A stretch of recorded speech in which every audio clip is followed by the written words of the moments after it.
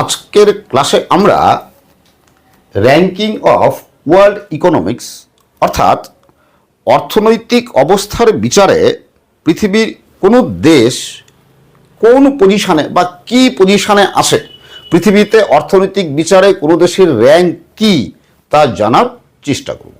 ঠিক আছে? আর কোনো দেশের অর্থনৈতিক অবস্থা কেমন তা জানা যায় কিসের সাহায্যে? তা জানা যায় জিডিপি এর সাহায্যে, তাই তো? ফলে এই র্যাঙ্কিং অফ ওয়ার্ল্ড ইকোনমিক্স এটা জানতে গেলে প্রথমে আমাদের এই জিডিপি সম্পর্কে কিছুটা ধারণা থাকতে হবে। ওকে, তো আর জিডিপি কি আমরা সকলেই জানি, তাই কি না? তবু একবার দেখে নিই চলো। জিডিপি মানে কি? এই জিডিপি মানে হচ্ছে গ্রস ডোমেস্টিক প্রোডাক্ট, তাই তো?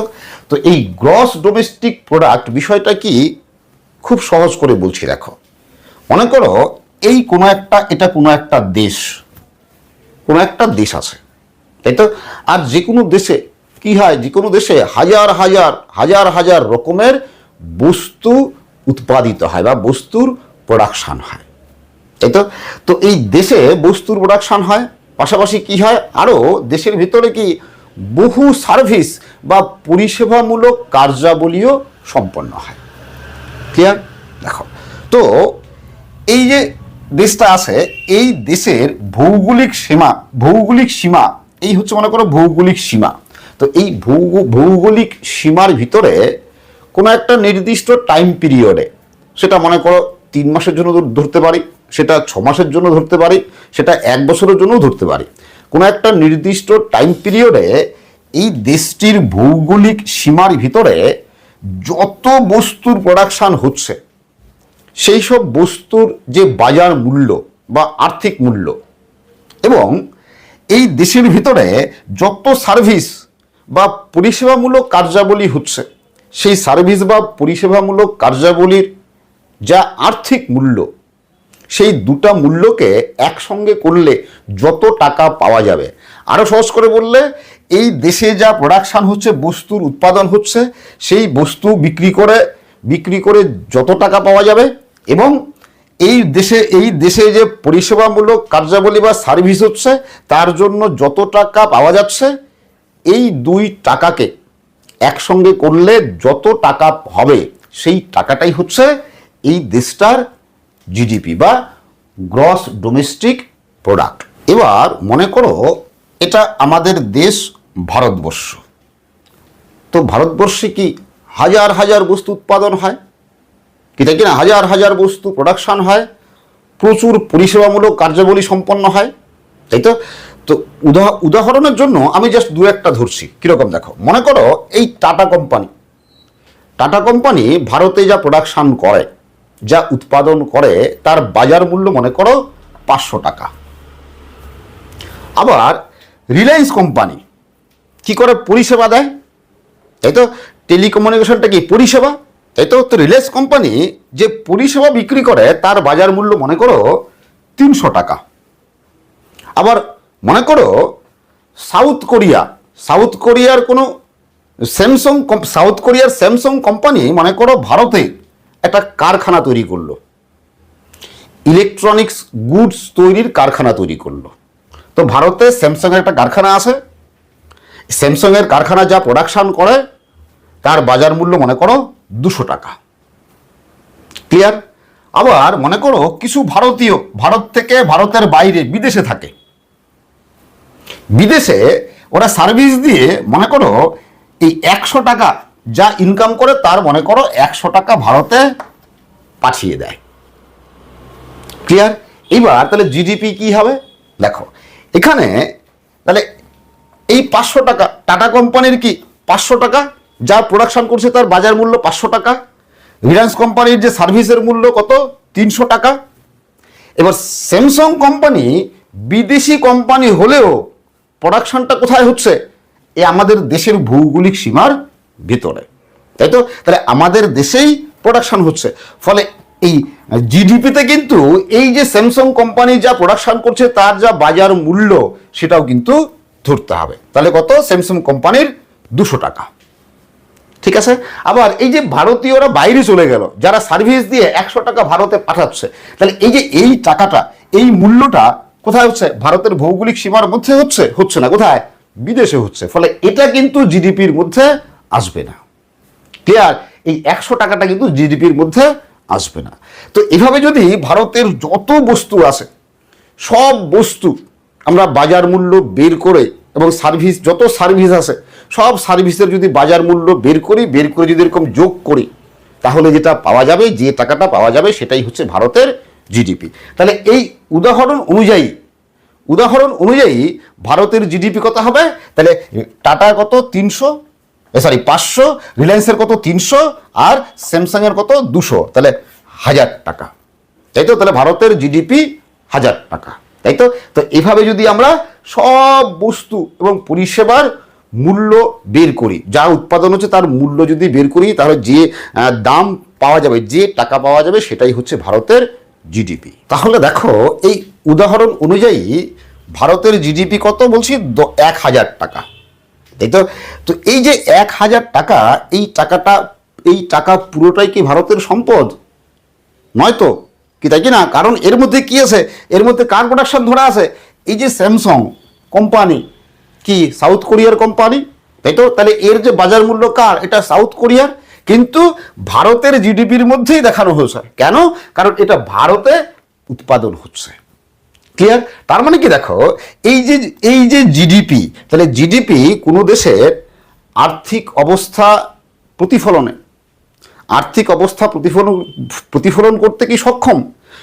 জিডিপি কিন্তু কোনো দেশের আর্থিক অবস্থা সম্পূর্ণরূপে প্রতিফলন করতে পারে না। ঠিক আছে? কারণ জিডিপির মধ্যে কি আছে? অন্য দেশের প্রোডাকশনের যে মূল্য, সেটাও ধরা আছে, তাই তো? এই জন্য জিএনপি বের করতে হয়, বা গ্রস ন্যাশনাল প্রোডাক্ট। এই জিএনপি মানে গ্রস ন্যাশনাল প্রোডাক্ট, মানে শুধুমাত্র আমার যেটা নিজস্ব সম্পদ হবে, যেটা আমার দেশের নিজস্ব মূল্য হবে, সেটাই হচ্ছে গ্রস ন্যাশনাল প্রোডাক্ট। কি করে বের করব?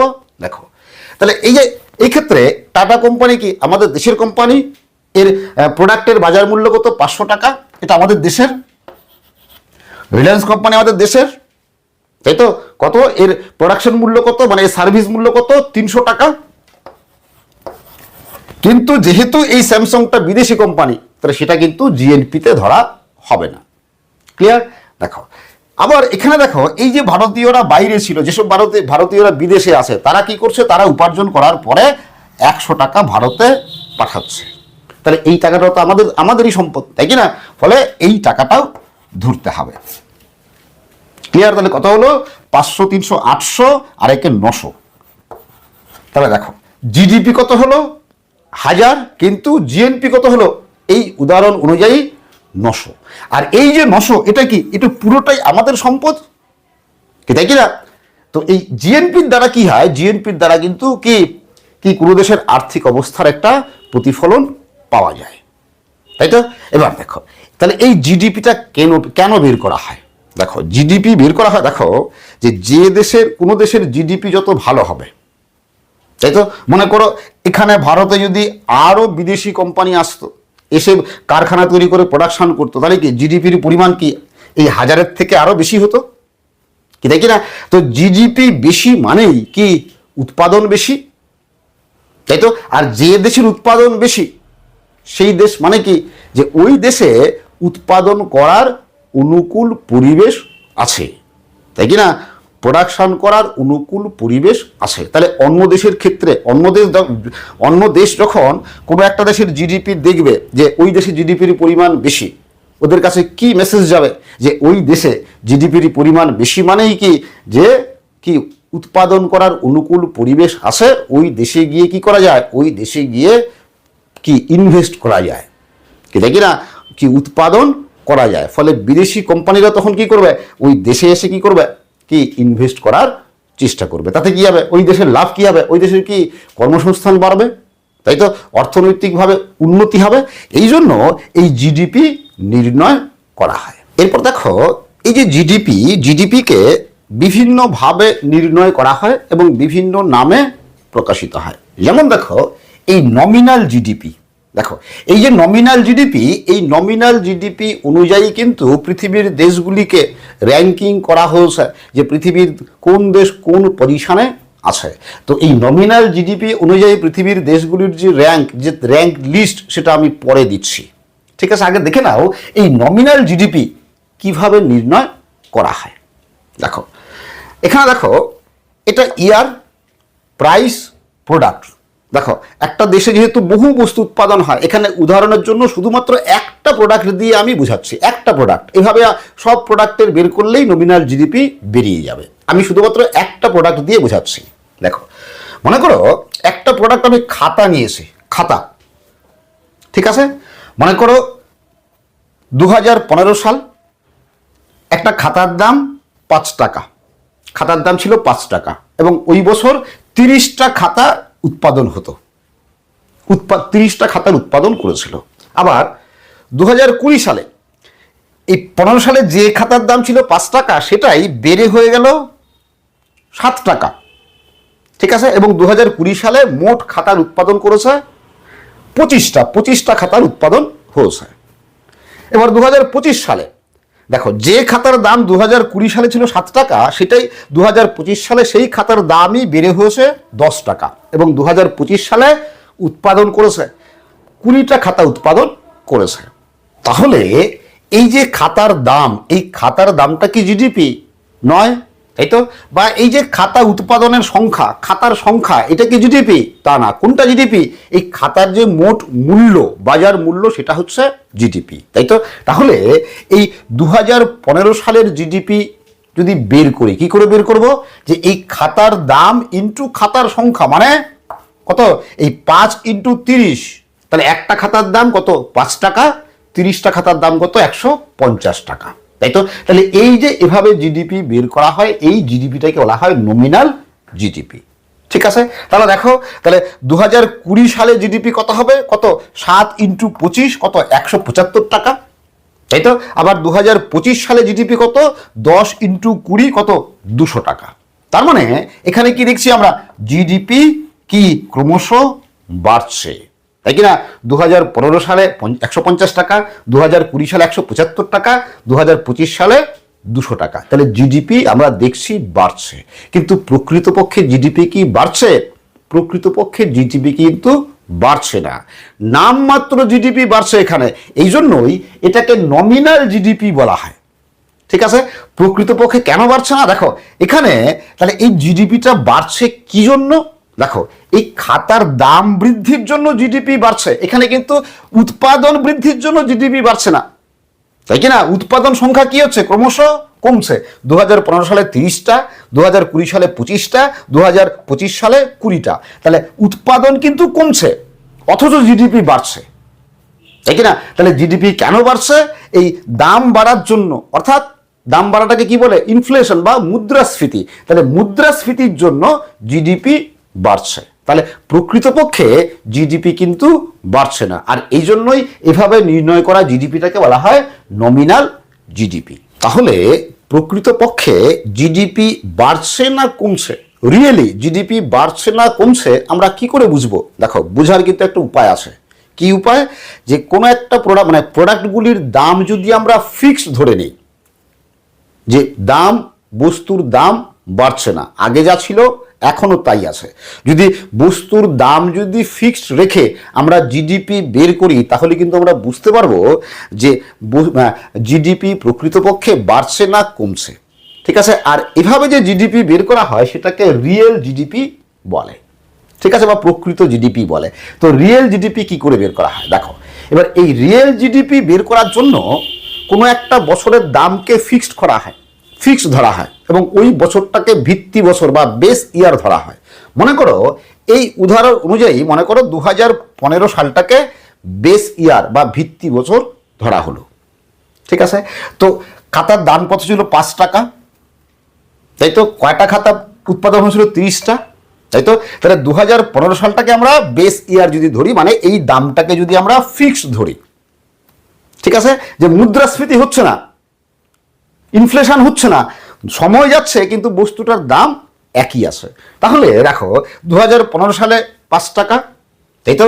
তাহলে 2015 সালে 5 টাকা, তাহলে আমি যদি রিয়েল জিডিপি বের করি তাহলে 2015 সালে 5 টাকা, কয়টা খাতা 30টা, দাম কত 150 টাকা, মূল্য কত 150 টাকা। ঠিক আছে, এবার 2020 সালে দাম কি বলছি, ফিক্স ধরছি যে 2020 সালে দাম বাড়ছে না, 5 টাকাই আছে, তাহলে 2020 সালে দাম 5 টাকাই আছে, কয়টা খাতা উৎপাদন হচ্ছে 25টা, তাহলে কত হচ্ছে 125 টাকা, মোট মূল্য কত 125 টাকা। এবার 2015 সালে দাম বাড়ছে না, দাম একই আছে, 10 টাকা হচ্ছে না, দাম বাড়ছে না, একই আছে, কত 5 টাকাই আছে, তাহলে 5 টাকা, দাম 5 টাকা, কত কয়টা খাতা উৎপাদন হচ্ছে 20টা, এই তো কত হলো 100 টাকা। ক্লিয়ার? তাহলে এবার দেখো এইবার কি হচ্ছে, এইবার যদি জিডিপি দেখি কি জিডিপি ক্রমশ কি হ্রাস পাচ্ছে, জিডিপি ক্রমশ কমছে। তো এভাবে নির্ণয় করা জিডিপিকে বলা হয় রিয়েল জিডিপি। ঠিক আছে, দেখো আর মনে রাখবে যে বেস ইয়ার যেটা ধরা হবে, ভিত্তি বছর যেটা ধরা হবে, সেই ভিত্তি বছরের এই মানে নমিনাল জিডিপি আর কি দেখো রিয়েল জিডিপি একই হবে। তার মানে এখানে এই 2015 সালে নমিনাল জিডিপি কত 150 টাকা, তাই তো? আবার 2015 সালে রিয়েল জিডিপি কত 150 টাকাই। এবার আমরা দেখে নিয়ে চলো এই নমিনাল জিডিপি অনুযায়ী পৃথিবীর কোন দেশ কোন স্থানে অবস্থান করছে। ঠিক আছে, দেখো 2025 সালের ফেব্রুয়ারি মাসে IMF এর দেওয়া তথ্য অনুযায়ী দেখো 1 নম্বর স্থানে আছে ইউএসএ, যার জিডিপির পরিমাণ $30.34 ট্রিলিয়ন। কত? $30.34 ট্রিলিয়ন। তোমাদের কিন্তু এই কত ট্রিলিয়ন ডলার সেটা মনে না রাখলেও চলবে, সেটা মুখস্থ না করলেও চলবে। ঠিক আছে, তাহলে পৃথিবীর বৃহত্তম জিডিপি আছে কোন দেশের, কি ইউএসএ, কত $30.34 ট্রিলিয়ন। সেকেন্ড পজিশনে আছে দেখো চায়না, কত জিডিপির পরিমাণ $19.53 ট্রিলিয়ন। ঠিক আছে, থার্ড আছে জার্মানি, ফোর্থ আছে জাপান, ফিফথে আছে ভারত, ইন্ডিয়া। তাহলে ওই নমিনাল জিডিপি অনুযায়ী ভারতের অবস্থান কত, কত কোন পজিশনে আছে, ভারত 5ম স্থান অধিকার করছে, ভারতের জিডিপির পরিমাণ কত 4.27 ট্রিলিয়ন। সিক্সথ পজিশনে আছে ইউকে, ইউনাইটেড কিংডম, 7th পজিশনে আছে ফ্রান্স, 8th পজিশনে আছে ইটালি, 9th পজিশনে কানাডা এবং 10 নম্বর পজিশনে আছে ব্রাজিল। ঠিক আছে, আর আমাদের প্রতিবেশী বাংলাদেশ, বাংলাদেশ আছে 36 নম্বর পজিশনে, 36th পজিশনে আছে বাংলাদেশ, যার জিডিপির পরিমাণ $0.45 ট্রিলিয়ন। ঠিক আছে, পাকিস্তানের অবস্থা আরও খারাপ, পাকিস্তান আছে 41 নম্বর স্থানে, তাহলে বাংলাদেশের থেকেও জিডিপি পাকিস্তানের খারাপ, 41 নম্বর স্থানে আছে পাকিস্তান, যার জিডিপির পরিমাণ $39.39। এবার আমরা দেখে নিই চলো যে পার ক্যাপিটা জিডিপি অনুযায়ী পৃথিবীর কোন দেশ কোন পজিশনে আছে।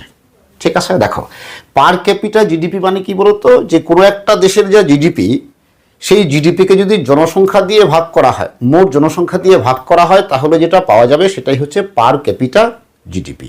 ঠিক আছে, তো খুব স্বাভাবিক, খুব পরিষ্কার যে যে দেশগুলির জনসংখ্যা খুব কম সেই দেশগুলোর কি পার ক্যাপিটা জিডিপি বেশি হবে, তাই তো? তো এই পার ক্যাপিটা জিডিপি অনুযায়ী একদম 1 নম্বর বা প্রথম স্থানে আছে লুক্সেমবার্গ, দ্বিতীয় স্থানে আছে সুইজারল্যান্ড, তৃতীয় স্থানে আছে আয়ারল্যান্ড, চতুর্থ স্থানে আছে সিঙ্গাপুর, পঞ্চম স্থানে আছে নরওয়ে, ষষ্ঠ স্থানে আছে আইসল্যান্ড, 7 নম্বর স্থানে আছে ইউএসএ, 8 নম্বর স্থানে আছে কাতার, 9 নম্বর স্থানে ডেনমার্ক, 10 নম্বর স্থানে নেদারল্যান্ড। ওকে, আর চীন আছে দেখো 71 পজিশনে আছে চীন, আর আমাদের ভারতবর্ষ আছে 139 নম্বর স্থানে। এবার আমরা দেখে নেই চলো যে পিপিপি জিডিপি অনুযায়ী পৃথিবীর কোন দেশ কোন র্যাঙ্কে আছে, বা পৃথিবীর কোন দেশ কোন পজিশনে অবস্থান করছে। ওকে, আর এই র্যাঙ্ক বুঝতে গেলে আমাদের প্রথমেই জানতে হবে কি যে পিপিপি জিডিপি কি। তো এবার দেখে নিই চলো এই পিপিপি জিডিপিটা কি। দেখো এই পিপিপি এর অর্থ হচ্ছে পারচেসিং পাওয়ার প্যারিটি, আর এই যে পারচেসিং পাওয়ার এর অর্থ কি, কি ক্রয় করার ক্ষমতা বা কেনার ক্ষমতা, তাই তো? কোনো একটা দেশের ক্রয় করার যে ক্ষমতা সেটাকে কি বলা হয়, পারচেসিং পাওয়ার, তাই তো? আর এই পারচেসিং পাওয়ারের মাধ্যমে কোনো একটা দেশের মানুষের কি বোঝা যায়, লাইফস্টাইল কেমন তা জানা যায়। ক্লিয়ার? আর কি দেখো যে এক একটা দেশে, পৃথিবীর এক একটা দেশের এই পারচেসিং পাওয়ার, ক্রয় করার ক্ষমতা এক এক রকমের হয়। ঠিক আছে, এক এক মূল্যে এবং এক এক রকমের হয়। তো এবার যখন আমরা পৃথিবীর দেশগুলোকে র্যাঙ্কিং করব, তাই তো, তাহলে কি করতে হবে, এই যে ক্রয় করার ক্ষমতা এক এক দেশে এক এক রকম এক এক মূল্যে হয়, তার একটা প্যারিটি তৈরি করতে হবে, তাই তো। এই প্যারিটি তৈরি করে তখন র্যাঙ্কটাকে করা হয়। তো এই বিষয়টি একটি উদাহরণ দেই, খুব সহজে বুঝতে পারবে। কিরকম দেখো, মনে করো এই হচ্ছে আমেরিকা আর এই হচ্ছে ইন্ডিয়া, আমাদের দেশ ভারত।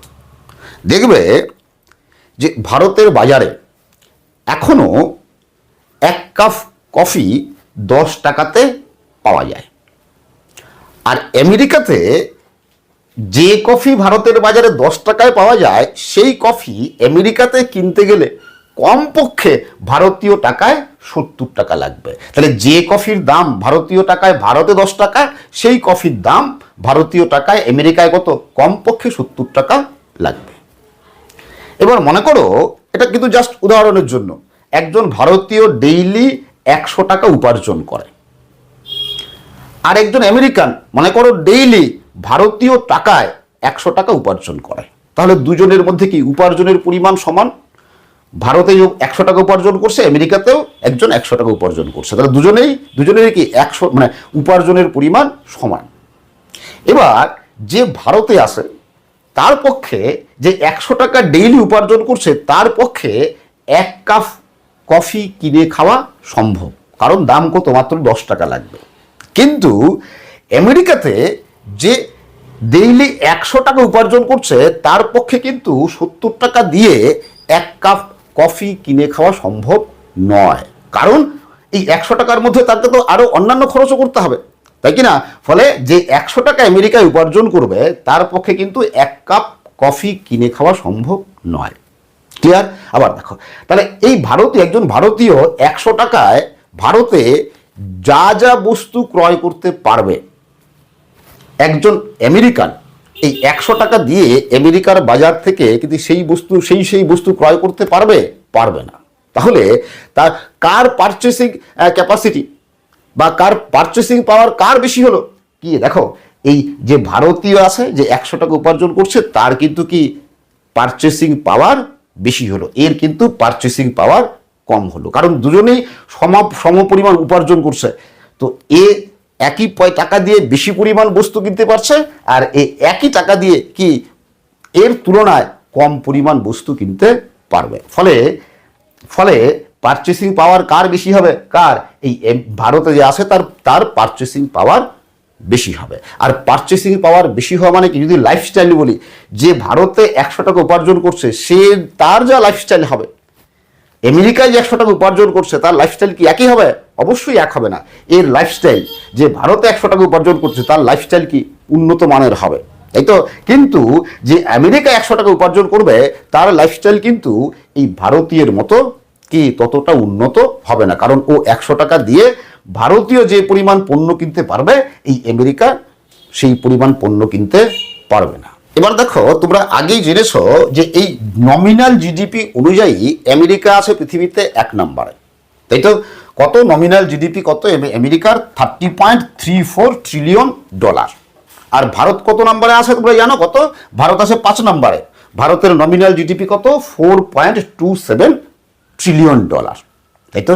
এবার মনে করো যদি আমেরিকার নমিনাল জিডিপিও এটাই হতো, $4.27 ট্রিলিয়ন হতো, মানে ভারত আর আমেরিকার যদি নমিনাল জিডিপি একই হতো, তাহলে পারচেসিং পাওয়ার কার বেশি হতো? দেখো, পারচেসিং পাওয়ার অবশ্যই কি কার? ভারতের বেশি হতো। পারচেসিং পাওয়ারের দিক থেকে ভারত আমেরিকার চেয়ে অনেক বেশি এগিয়ে থাকতো। কেন? বুঝতেই পারছো, কারণ এই ভারত এই $4.27 ট্রিলিয়ন দিয়ে যত বস্তু ক্রয় করতে পারবে, আমেরিকা এই $4.27 ট্রিলিয়ন দিয়ে সেই পরিমাণ বস্তু ক্রয় করতে পারবে না। ফলে ভারত কি এই পিপিপি জিডিপি অনুযায়ী বা পারচেসিং পাওয়ার অনুযায়ী আমেরিকার থেকে অনেক এগিয়ে থাকতো, তাই কি না? এবার আমরা দেখে নিই চলো যে এই পিপিপি জিডিপি অনুযায়ী পৃথিবীর কোন দেশ কোন র্যাঙ্কে আছে। দেখো, এই নমিনাল জিডিপি থেকেই এক ফর্মুলা প্রয়োগ করে, ফর্মুলার মাধ্যমে পিপিপি জিডিপিটা বের করা হয়, নির্ণয় করা হয়। তো ফর্মুলা তোমাদের জানার দরকার নেই, ঠিক আছে, দেখো এবার এই পিপিপি জিডিপি অনুযায়ী দেখো যে 1 নম্বরে আছে, পৃথিবীতে 1 নম্বরে আছে চায়না, যার জিডিপির পরিমাণ মানে পিপিপি $39.44 ট্রিলিয়ন, সবগুলো কিন্তু ট্রিলিয়ন ডলারের হিসাব। সেকেন্ড পজিশনে আছে দেখো ইউএসএ, কত $30.33 ট্রিলিয়ন। 3 নম্বরে আছে, তৃতীয় স্থানে আছে ভারত, কত $17.36। তাহলে দেখো নমিনাল জিডিপি অনুযায়ী ভারত কোন স্থানে, 5ম স্থানে, কিন্তু এই পিপিপি জিডিপি অনুযায়ী ভারত কোন স্থানে, তৃতীয় স্থানে। জিডিপির পরিমাণ কত, $17.36 ট্রিলিয়ন। ঠিক আছে, তো এই ডলারগুলো কত ট্রিলিয়ন ডলার সেটা মুখস্থ রাখার প্রয়োজন নেই, ঠিক আছে, পজিশনটা মনে রাখলেই হবে। 4 নম্বরে কে আছে, রাশিয়া। 5 নম্বরে কে আছে, জাপান। 6 নম্বরে আছে জার্মানি। 7 নম্বরে আছে ইন্দোনেশিয়া। 8 নম্বরে আছে ব্রাজিল। 9 নম্বরে আছে ফ্রান্স। 10 নম্বরে আছে ইউকে। ওকে, আর আমাদের প্রতিবেশী পাকিস্তান আছে দেখো 25 নম্বরে, আর বাংলাদেশ আছে 29 নম্বর পজিশনে। ঠিক আছে, এবার এই যে পরিসংখ্যান, এটা কিন্তু IMF এর দেওয়া। ঠিক আছে, এবার IMF এবং ওয়ার্ল্ড ব্যাংক দুটার ক্ষেত্রে কিন্তু কোনো সময় ডিফারেন্স হয়। ঠিক আছে, পজিশন কিন্তু চেঞ্জ হয়। আর এগুলো যেহেতু প্রতিনিয়তই চেঞ্জ হয়, মানে প্রতি বছরই চেঞ্জ হয়, ফলে এটাই যে ফিক্সড, যারা অনেক দিন পর ক্লাস দেখবে তখন, বা অনেক দিন পরে এটা নিয়ে পড়াশোনা করবে, তখন কিন্তু তোমরা রিসেন্ট ডেটা বের করে নিয়ে পড়বে। ক্লিয়ার? আশা করি তোমরা বুঝতে পেরেছো। আজকের ক্লাস আমি এখানেই শেষ করছি। তোমরা সবাই ভালো থাকবে, সুস্থ থাকবে। আবার দেখা হবে পরের ক্লাসে।